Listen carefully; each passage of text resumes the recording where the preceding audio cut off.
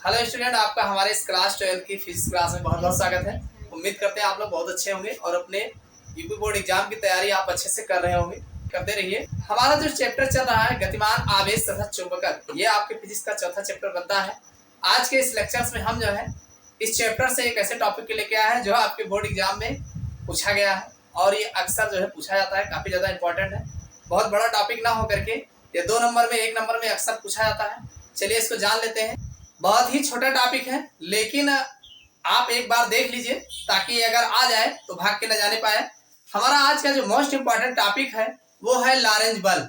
यानी लॉरेंज बल से आप क्या समझते हैं, इसका फार्मूला क्या होता है और इस पर विकल्प के भी क्वेश्चन आपसे बनते हैं। तो चलिए इसको अच्छे से समझ लेते हैं। सबसे पहले बात आती है लॉरेंज बल होता क्या है, तो पहले इसकी डिफिनेशन जान लेते हैं। आप बताएंगे कि चुंबकीय क्षेत्र में गतिमान आवेश, अब इसको आप चाहें तो आप इलेक्ट्रॉन को बता सकते हैं, इलेक्ट्रॉन से रिलेटेड करके।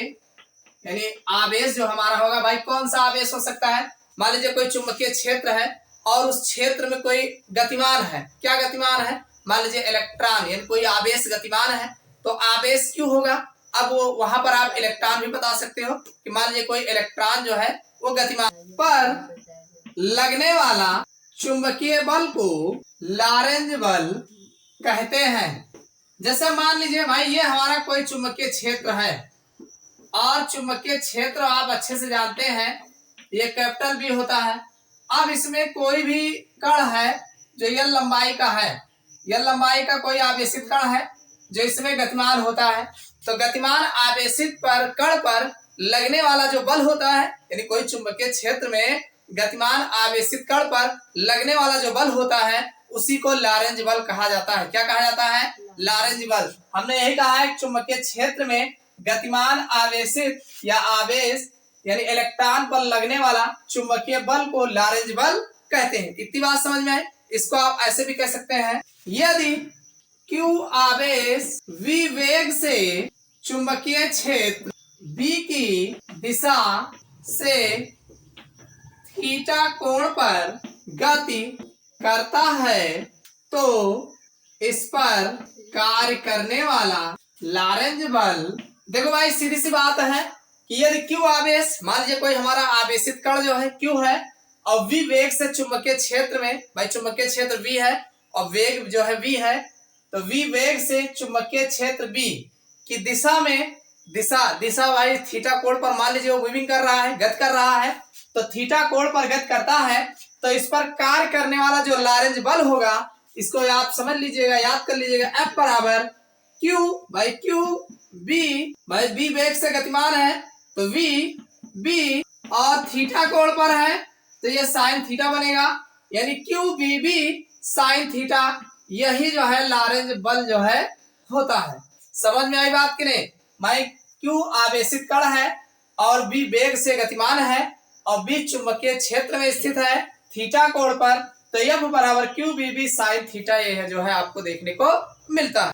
अब आपसे विकल्प में कुछ पूछे जाते हैं, इसको आप ऐसे लिख सकते हैं। सबसे पहला पॉइंट, यदि धारावाही चालक चुंबकीय क्षेत्र में लंबवत स्थिति में हो तो भाई अगर चुंबकीय क्षेत्र की स्थिति में लंबवत होगा तो थीटा बराबर 90 डिग्री होगा और जिसका मान 1 हो जाएगा। तो इस समय चालक पर अधिकतम बल होगा। यानी अगर मान लीजिए वो लंबवत होता है, लंबवत की स्थिति में है, यानी हमारा जो आवेशित चालक है चुंबकीय क्षेत्र के लंबवत स्थिति में है, थीटा डिग्री का कोण बना रहा है, तो भाई थीटा बराबर 90 हो जाएगा। तो इस समय चालक पर जो है अधिकतम बल आपको देखने को मिलता है। तो यहाँ पर इसका जो फार्मूला हो जाएगा F बराबर QBB आपको देखने को मिलेगा।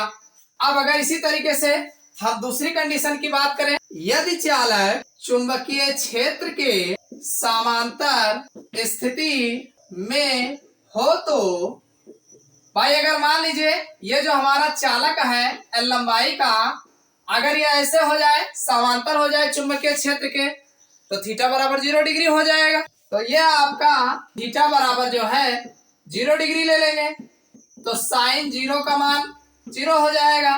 तो यहाँ पर F बराबर 0 जो है आपको देखने को मिलेगा। यानी इस समय लारेंज बल जो होगा वो न्यूनतम होगा। तो आप बताएंगे तो चालक पर लगने वाला बल न्यूनतम होगा। इतनी बात समझ में आएगी नहीं भाई? अगर मान लीजिए ये हमारा चुंबकीय क्षेत्र है, ऐसे चल रहा है और आपने आवेशित कण ऐसे रख दिया, ऐसे कर दिया सीधा, तो अब ये ऐसा होना चाहेगा ना, तो इस समय ऐसे होने में इसमें अधिकतम बल काम करेगा। तो थीटा की वैल्यू कब? जब 90 डिग्री होगा। भाई ये ऐसे है तो 90 डिग्री का कोण बनेगा। तो थीटा बराबर अगर 90 होता है तो उस समय इसका लारेंज बल जो काम करता है वो अधिकतम होगा। अब अगर मान लीजिए आपने छड़ को जो है चुंबकीय क्षेत्र के समांतर रख दिया, तो भाई वही दिशा में बह रहा है चुंबकीय क्षेत्र, वही दिशा में तुम्हारा भी होगा, आवेश भी आ गया, तो उस पर कोई भी यदि थीटा बराबर 0 डिग्री होगा तो साइन 0 का मान जो है 0 हो जाएगा। तो F बराबर 0 मिल जाएगा। तो इस समय चालक पर लारेंज बल जो काम करेगा वो न्यूनतम की स्थिति में होता है। समझ में आया? तो ये है लारेंज बल। चुंबकीय क्षेत्र में स्थित गतिमान आवेशित कण पर जो एक बल कार्य करता है उसी को लारेंज बल कहा जाता है। इसे आप यह बराबर लिख सकते हैं QBB साइन थीटा लिखा जाता है। तो उम्मीद करता हूं समझ में आ गया होगा कि लारेंज बल क्या होते हैं और इसका फार्मूला क्या है। यह आपके बोर्ड एग्जाम में खूब पूछा गया है और ये दोनों कंडीशन जो है बहुत पूछे जाते हैं। तो ये वीडियो आपको कैसा लगा कमेंट करके जरूर बताइएगा। फिर मिलते हैं अगले क्लास में नए टॉपिक के साथ।